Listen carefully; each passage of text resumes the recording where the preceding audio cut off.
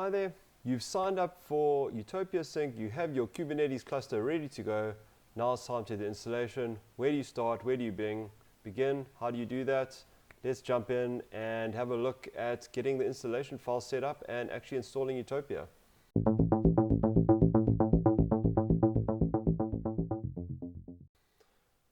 So if we have a look here, I've now logged into the members area.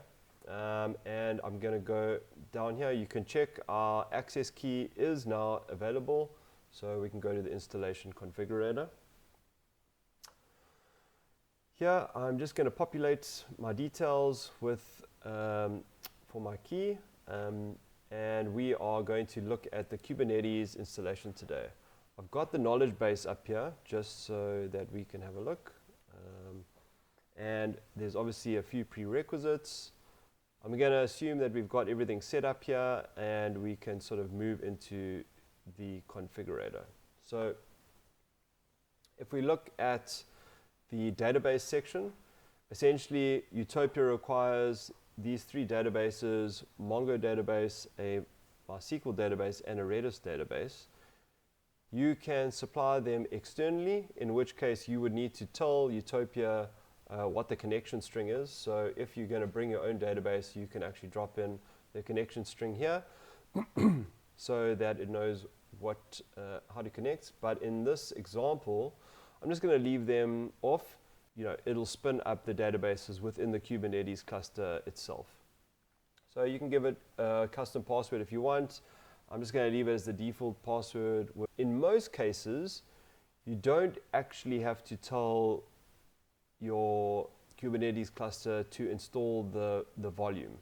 In majority of cases, as long as you can put in the storage class here, the install file will create the volume claim, persistent volume claim, which will kick off the creation of the volume.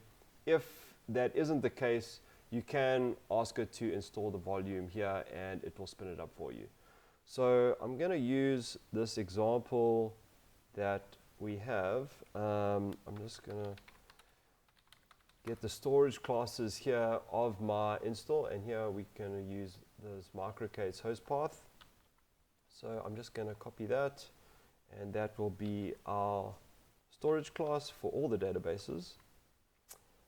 S3 database, this is used for primarily maintenance tasks. So there's a lot of logging that happens in a system like this, and what the maintenance processes do is clear out logs, clear out documents after a certain time, and actually archive them into S3. So we're not going to do that, look at that here, but it's very straightforward. You create your buckets in your S3, drop in your connection details, and off you go, and that will run at whatever you've set it for in the config. I think default it's set to run once a day. The SMTP server, so here Utopia needs a SMTP server to get users to confirm their emails once they're registered. That is the primary base, so there's not a huge amount of volume for that. With the other SMTP functions, generally you can put in your own SMTP servers for each function. For example, say you're sending out notifications, you can use a separate SMTP set of details, as opposed to what Utopia uses for the system emails. So for here, I'm just going to set up, use SendGrid. SendGrid have quite a nice, easy API setup. The only thing that you'd need to remember is just to ensure that you whitelist all your VM IPs there, so that when the emails get sent out, they don't get blocked. Then we're going to look at the Adobe API OAuth server credentials. Essentially, we've got a plugin that allows you to drop in PDFs into the system. They use the standard Adobe API to sort of convert that into data. That is where you set up. We're not going to cover that here. There is a section in the knowledge base, if we look here, on how to set that all up. Please have a look at that if you're interested in that. And lastly, the ingress naming convention. This is quite an important section. So once the system's spun up, Utopia will create a load balancer which allows traffic into the ingress. This naming convention will explain to the ingress server how the traffic's coming in so that it knows how to distribute it within the application. For these examples, I'm going to use my own set of details. So I'm just setting this up on my local machine. So I will link up these addresses I'm just going to link them up as like A records in my host file on my Windows PC. But essentially you'll need a domain or a URL name that has your domain on it so that you can control the A records that you create. Okay, now I've got all my details set up and I'm just going to download the installation files. One thing to note is you do get 2 installation files, and Firefox has got some sort of bug that stops that.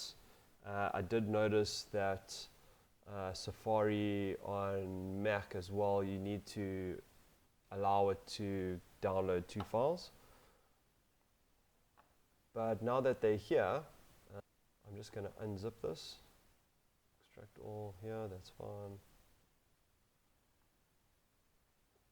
Alright, cool. And this values file now contains all your custom configuration that we've just set up on the installer. So I'm just going to copy that across and you go into the Utopia folder.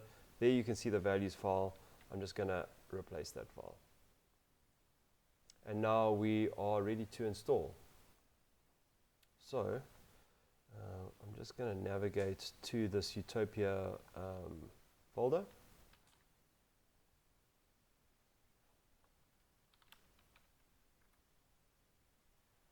Alright, cool. I'm just going to pull this up. And now we just simply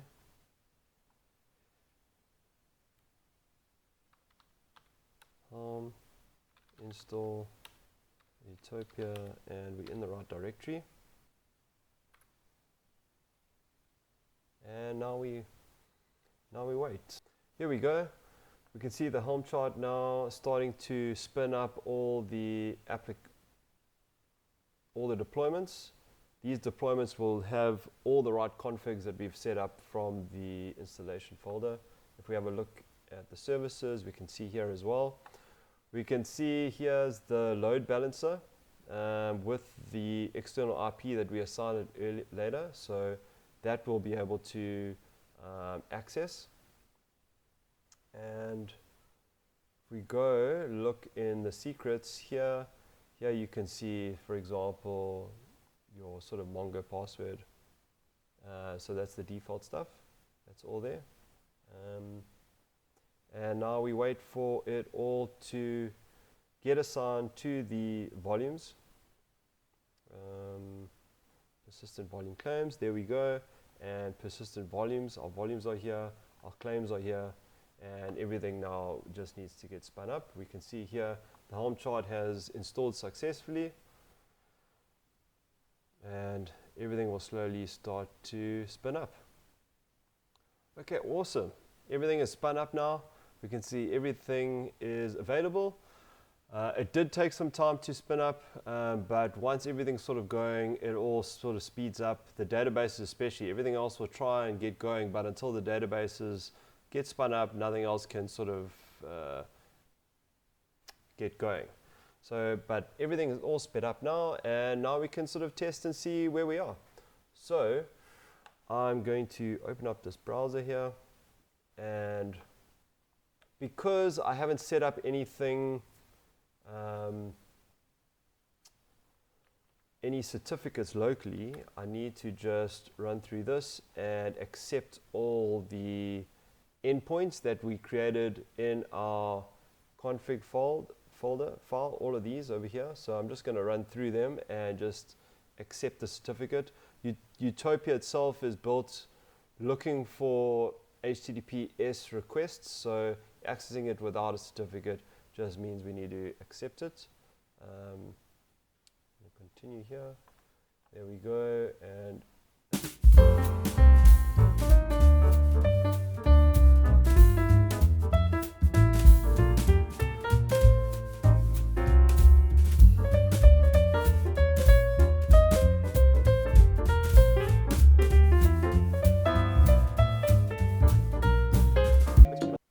all right, now we are going to register.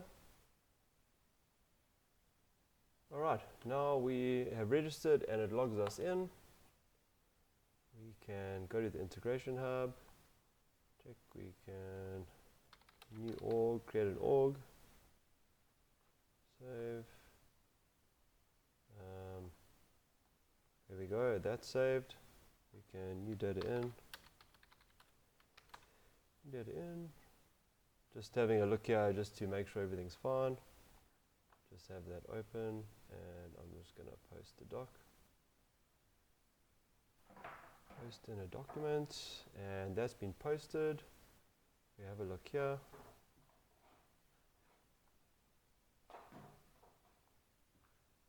There's the document.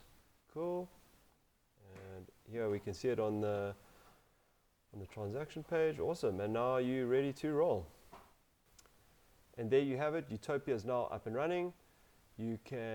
Installation has been successful, and you can now start using the product. If you have any problems, please let us know. We have an open chat available. Details are on the university, and we do also have a contact us page. We would love to get some feedback from you.